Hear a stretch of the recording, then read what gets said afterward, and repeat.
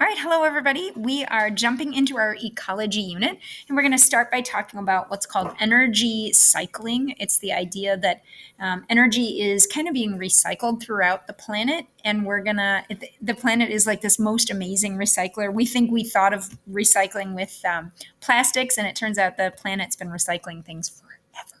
Okay, so just really quickly, what is ecology? Ecology is the study of the interactions between organisms and the living and non-living parts of their environment. We're going to talk a little bit about all of that today. We're going to talk about organisms and how they take in food and how it gets incorporated into the planet and recycled. All right, so the first thing we want to talk about are called the producers. That's sort of the seventh grade word. Autotroph is the high school level word. These are organisms that make their own food so they don't need to eat. So I'm not talking about a chef. A chef has to eat. We're talking about plants. Usually it's plants. Plants do a process called photosynthesis, and during photosynthesis, they pull carbon dioxide out of the air, and then they make oxygen and this sugar that's called glucose. And then we eat that glucose. So plants are the ones that are making all the food on this planet. And so they're called producers. They are producing the food, or autotrophs means self-feeding. The opposite of a producer or an autotroph is a consumer. That's what we are. We're consumers. I'm going to get my picture out of the grizzly bear's face. There we go. Then the high school level word would be heterotroph. Hetero means different or other than, and troph means feeding. So we have to get our food from somebody other than ourselves. We can't get that food ourselves. So we obtain energy by eating. And there's really four. I'm going to mention three to start, and then I'll say the fourth one. There's three main types of heterotrophs. There are the individuals that eat only producers. That means they eat only plants. I'm practicing your vocabulary here. Those are the herbivores. There's individuals that eat only other consumers or other heterotrophs. They would be the carnivores. And then there's individuals that eat both producers and consumers, like these grizzly bears, and they're called omnivores. Now, what are most human beings? Most of you are probably omnivores. Most of you eat burgers and fries, and a French fry would be a plant, and a burger, the meat would be obviously a producer. I mean, a consumer, and you're eating an animal. So you eat a little bit of both. If you're a vegetarian, you are an herbivore. All right, and then there is one other category of consumer, and these guys are called detrivores. Detrivores feed on the waste and the dead stuff of an ecosystem. So I'm showing you a vulture that's eating a dead carcass, and I'm showing you a dung beetle that is dealing with poo. Okay, that's what it does. And then decomposers are a category of detrivores that includes the bacteria and the fungi. So decomposers' jobs, and I love these photos, these little mushrooms, they break down dead tissue and waste into simpler molecules, and then they return it to the soil so that autotrophs can suck up those nutrients. So this is a really important concept. If we have a forest, the trees grew because they pulled carbon dioxide out of the air, and that allowed them to make a lot of sugar, but they also pulled some nutrients from their roots to help build them. When we take the trees away from the environment, then the soil has fewer nutrients in it.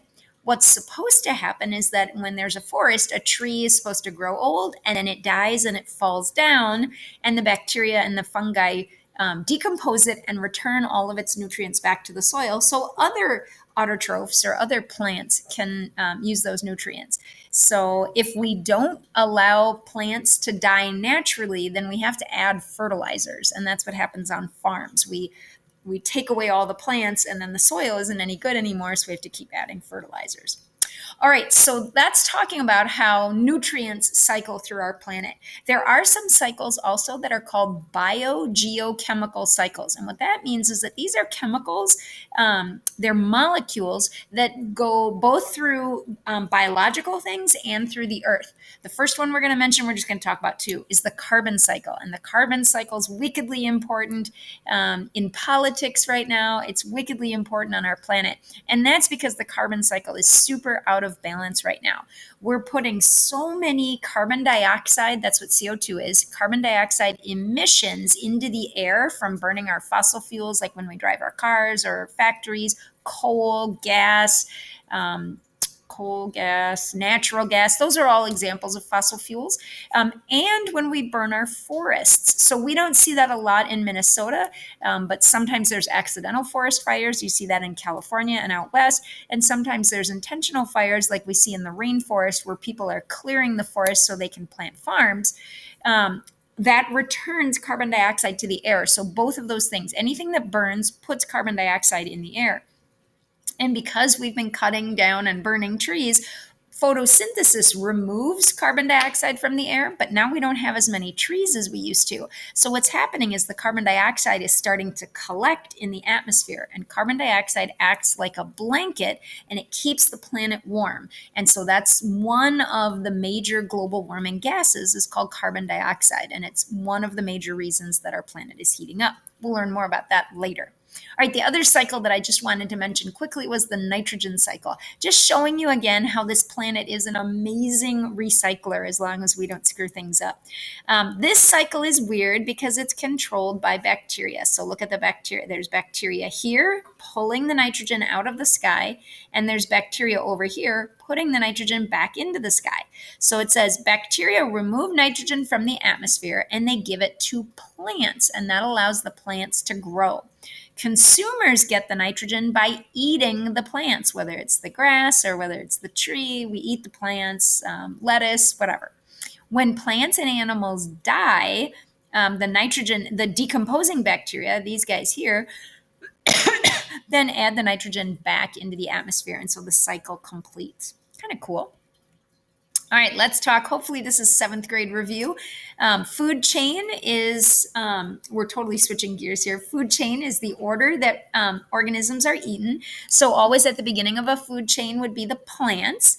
The plants they're also called autotrophs or producers. They get eaten in this example by a deer, then the deer gets eaten by a wolf, and then eventually the wolf dies, gets eaten by decomposers who return the nutrients back to the soil, and the plants can start again.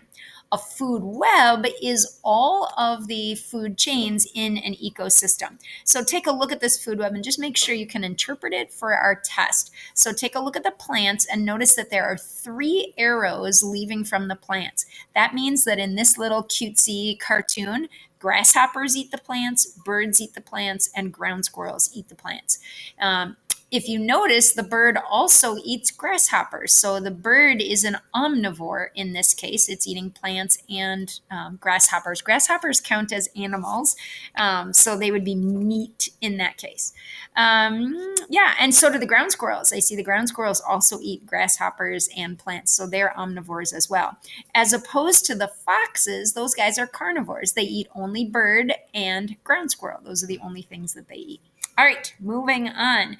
Let's talk about the energy pyramid. Get my picture out of the way. There's no good place for my picture. So an energy pyramid refers to the idea that when one organism eats another, energy is transferred, and energy flows from the producers to the consumers. So the producers are at the bottom of the energy pyramid. When the bunny rabbits eat the producers, the energy that was stored in the plants gets transferred to the rabbits. Then when the rabbits get eaten by snakes, their energy goes from the bunny rabbits into the snakes, and then when the snakes get eaten by the eagles, the energy from the snakes goes into the eagles. A trophic level refers to where they are on the pyramid. So you would say that the bottom trophic level, that's where the producers are. And then the first consumers, they're also called primary consumers. They're on the second level because they're above the producers. So the producers are on the first trophic level, and the primary consumers are on the second trophic level, third trophic level, and fourth trophic level in this diagram. All right, and then let's talk about the 10% rule. So let me back up for just a second. Look at this pyramid, and then look at this pyramid. Very, very, very different. Why are they so different? Well, this is called the 10% rule in ecology, and it is very much an approximate. So to call it a rule, it's not really a hard and fast rule. It's just an estimate. roughly 10% of the energy of one level on the pyramid can only get transferred to the next level. And so that means tons and tons and tons of energy gets wasted. So if we had 10,000 joules, that's what J stands for, 10,000 joules of energy stored in the plants, only 1,000 of those joules would get transferred to the next level, say the grasshoppers in this circumstance. And then only 100 joules would get transferred to the mousy, and only 10 joules would get transferred to the, looks like that's a hawk. That's called the 10% rule. So it says much of the energy stored by the producers, they're down at the bottom, gets released into the environment as heat and is never passed on to the next trophic level.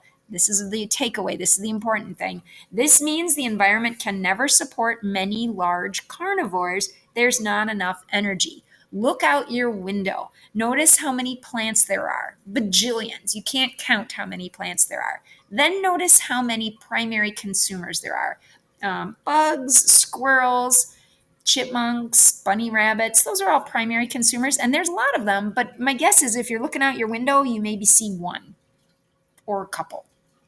Then, how many secondary consumers are there? Animals, when you look out your window, that eat the bugs. So maybe there's some birds, maybe, one or two birds. And then the tertiary consumers, the ones that eat the secondary consumers, you probably see none. And maybe in a day of walking around, you might see one. There's very, very few at the top of the food chain, and that's because there's so little energy. We run out of energy, so we have huge populations of plants and tiny populations of these large carnivores at the top. All right, and then the second to last thing we're going to talk about is called carrying capacity.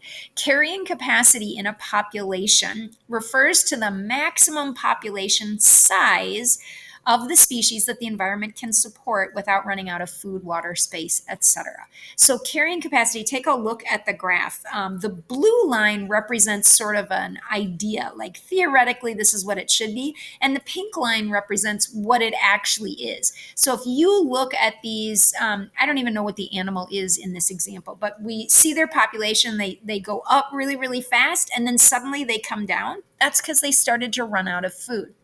And as they come down, then there's enough food because their population has gotten smaller. So they start reproducing again, and their population comes up, and then they start running out of food. So their population comes down, and it wiggles over this blue line. And that blue line is called the carrying capacity. It's kind of the maximum that the population can be and still stay healthy. And you see the population, it never levels off perfectly. Populations fluctuate around that. All right, last thing. This is a crazy idea. It says, in theory, this is surprising, if we wanted to use our food supplies in the most efficient way, should humans be carnivores, herbivores, or omnivores? And students usually say omnivores, and the correct answer is actually herbivores, eating just plants. Why would that be, KJ? Well, if you look at that food pyramid and the 10% rule, remember that the lower you are on the pyramid, the more the bigger your population can be. So when we have cows are on the second level. They eat plants. Plants are the biggest levels. Cows come here, so humans are here. But if we got rid of cows and we had plants down here, then humans would be the next level and we could have way bigger population. I'm not saying that we need a bigger population. I'm saying we could feed more people. There'd be fewer people starving. So it says, why would we want to be herbivores? Cows and other livestock waste much of the energy, food, that we give them. They also, unfortunately, waste fresh water, and they pollute the environment with their methane. And if you don't know this, when they fart, they release a gas that's called methane, and it is one of the worst global warming gases there is. So it's an interesting little puzzle, an interesting thing to think about. That's it, everybody. Have a good rest of your day.